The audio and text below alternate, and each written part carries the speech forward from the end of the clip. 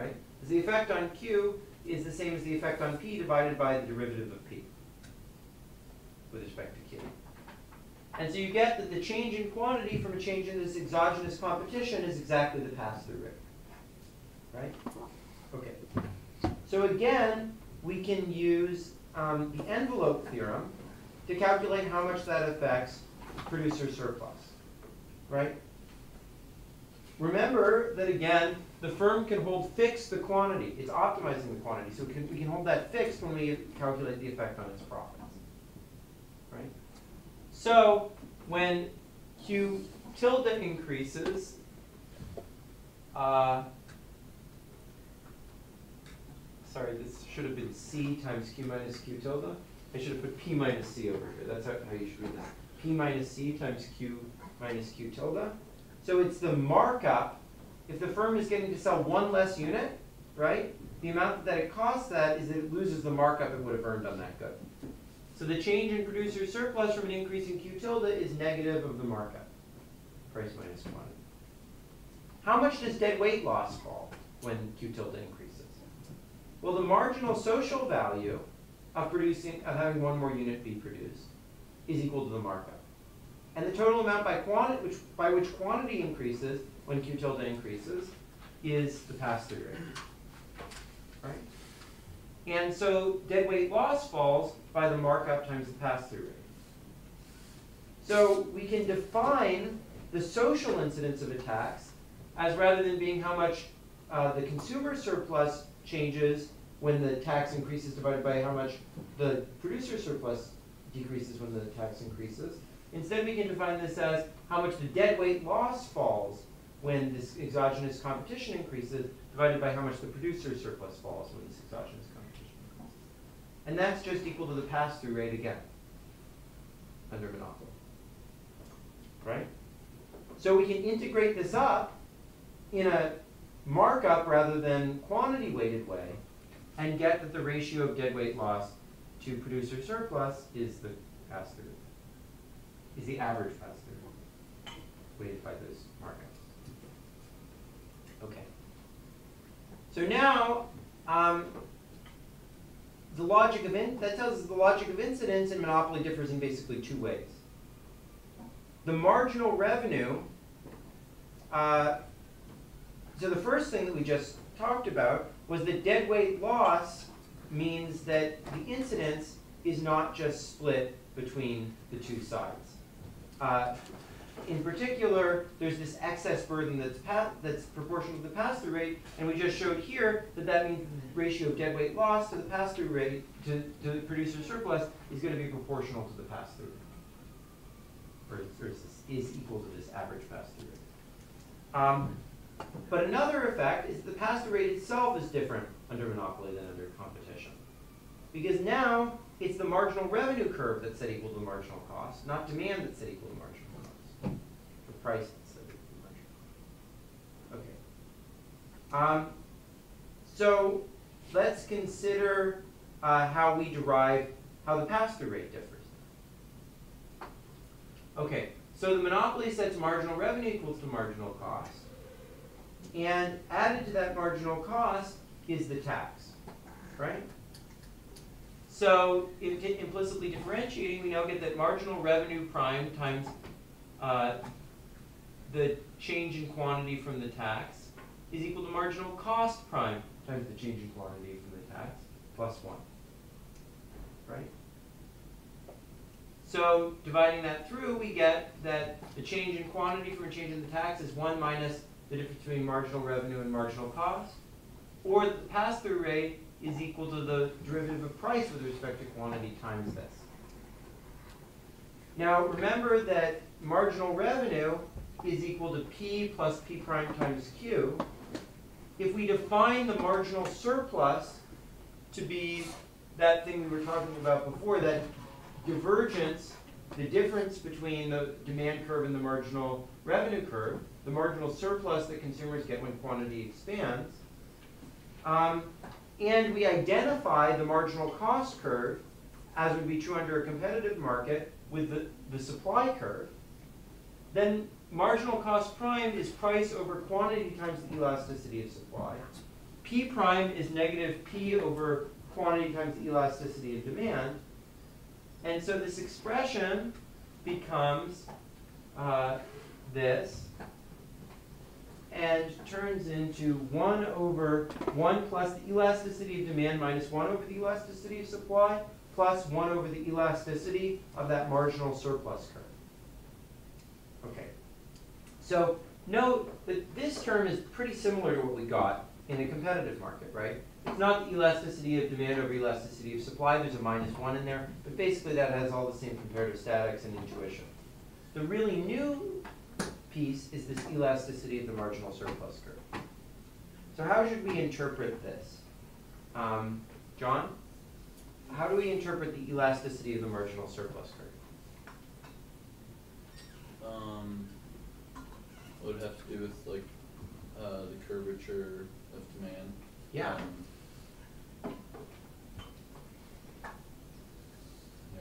Yeah. That's right. So, for example, if demand is concave, right, this is going to be greater than 1. If it's linear, it's going to be 1, and if it's negative exponential, it's going to be 0. How do we know that? Well, remember those curves that I showed you before, those marginal revenue curves. Remember that under the exponential, there was a constant distance between the demand curve and the marginal revenue curve for exponential, so that it would be 0. For linear, they were diverging at a constant rate, so they're going to have an elasticity equal to 1. For concave, they were diverging at an increasing rate, so they're going to have an elasticity greater than 1, right? For log convex demand, this is actually going to be negative. Remember, under the constant elasticity, which is log convex, these were actually getting closer together, so it'll have a negative elasticity. And in fact, if it's negative enough, if the demand is very, very convex, then the pass-through could actually go infinite, which is what happened in that case where we had the ironing line. So if we go back to that case,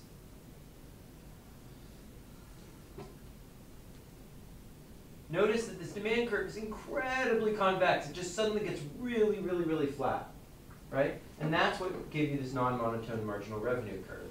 And therefore, that you got this discontinuous increase in price from an increase in cost. That's because the pass-through rate became infinite. Okay.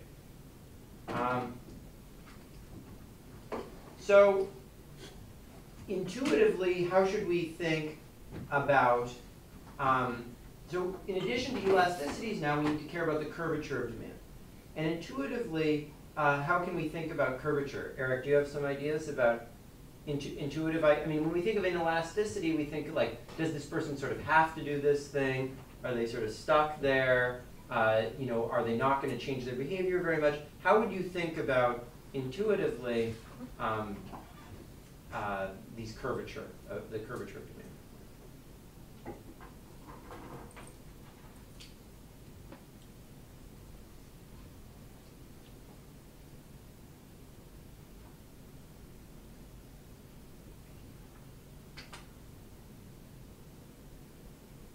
Would it be how different, like the differences between how people value the goods?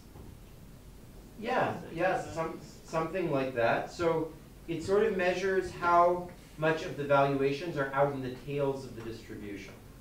So if there's a lot of people who have who are sort of out in the fat tail, who have very extreme valuations relative to other people, then the demand is going to be very convex. So if you think of inelasticity as sort of being like how variable people are, if people have widely varying values, then demand is going to be pretty inelastic, right?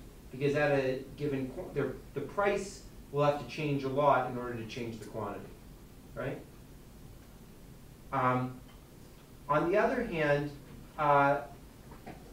the curvature is more like the kurtosis. It's like how much is it sort of close in relative to out in the tails, right, where the variance occurs.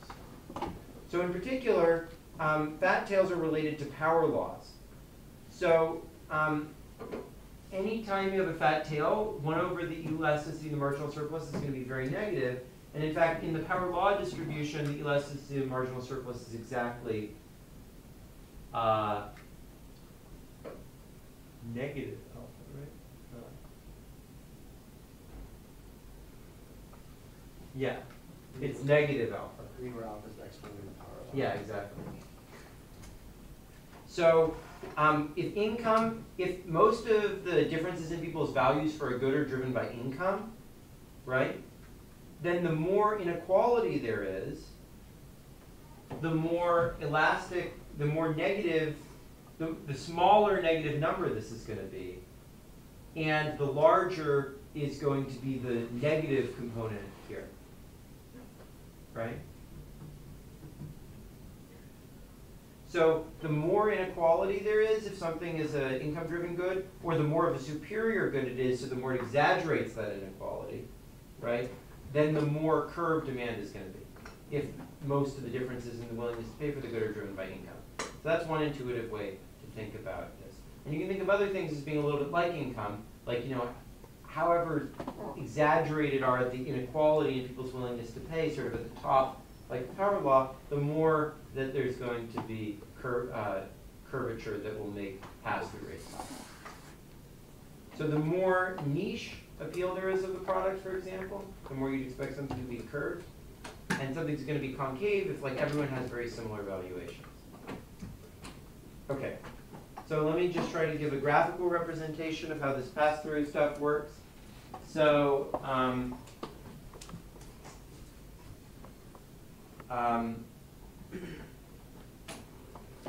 first, let's compare a concave and a convex demand curve, what the effect of an increase in prices, of an increase in cost is, right?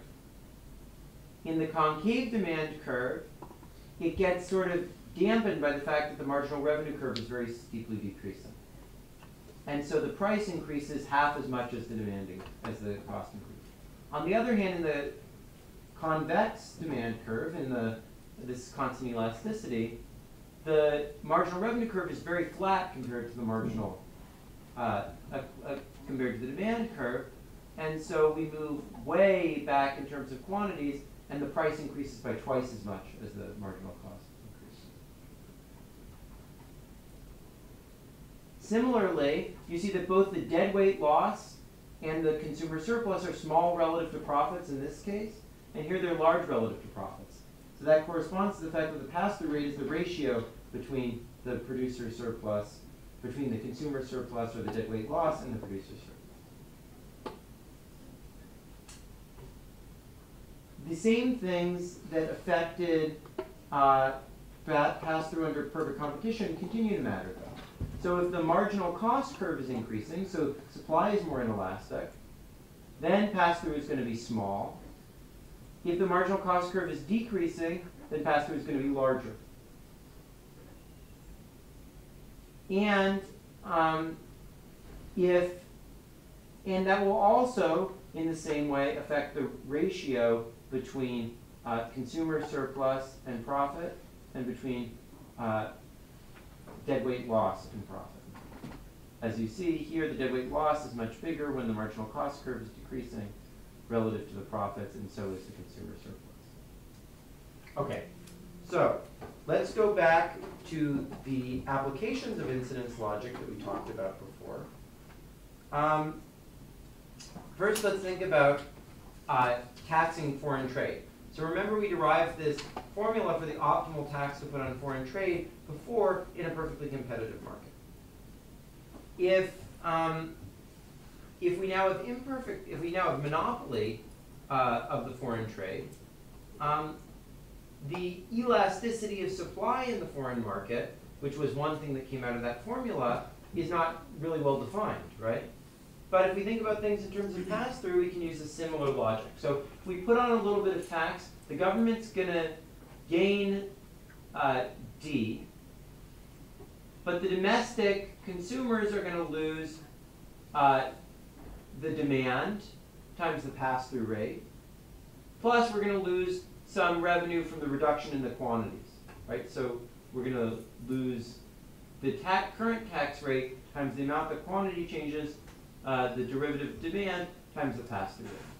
So the optimum for the government is to balance these two things, and that gives you that he sets the tax rate divided by the price to 1 minus the pass-through rate over the pass-through rate times the elasticity of demand. Now before that was exactly the elasticity of supply if you crunch that all out. It's no longer the elasticity of supply, but if you take this more general formula in terms of the pass-through rate, then that applies if there's oligopoly in the foreign market, if there's monopoly in the foreign market, whatever. Okay. Another application that we can go back to is creating a new market. Is Trevor here? Does anyone remember the problem about creating a new market that we talked about earlier? That, you know, if there are different new markets that are created and the producers are organized, they're going to lobby for the ones that have the highest producer surplus, right? But producer surplus is not necessarily perfectly correlated with consumer surplus if the ratio of elasticity of demand to elasticity of supply is not the same across different markets, right?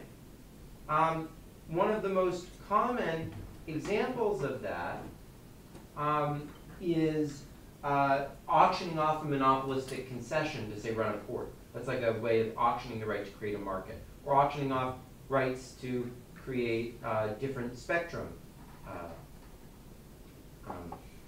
Auctioning off spectrum licenses to create, you know, telecommunications market, right?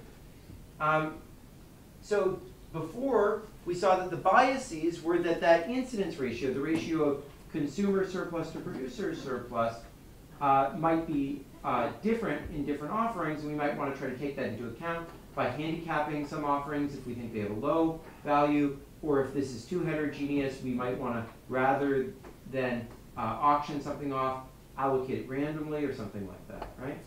Here, the incidence ratio is, again, the ratio of consumer to producer surplus, but rather than being the pass-through rate over 1 minus the pass-through rate, it's now just the pass-through rate. So still, the greater the pass-through rate is, the more that we're going to want to allocate things, the more that it's going to be attractive to allocate things to a particular operator, even if he's earning a lower profit. So we're going to want to give him a subsidy or a handicap or something like that. But what determines pass-through rates now is a little bit different. So let's ignore the competitive factors. Let's assume that there's perfectly elastic supply so that only the elasticity of the marginal surplus matters. Then what this is going to say is we're going to subsidize products which have niche markets or which serve high-income consumers or superior goods, because those are going to have much more convex demand, right? When things were competitive, our focus was exclusively on the elasticities. Now it's on something else, right? So this is the same logic as before. We just have a different determinant of the pass-through. So what I sort of tried to show you is that there's lots of questions that we can look at in terms of incidence. And if we look at them in terms of incidence, we can simultaneously get a treatment of perfect competition and of monopoly, and we can actually get oligopoly rolled all into the same thing as well. Anyways, I'll let you guys out a little early today.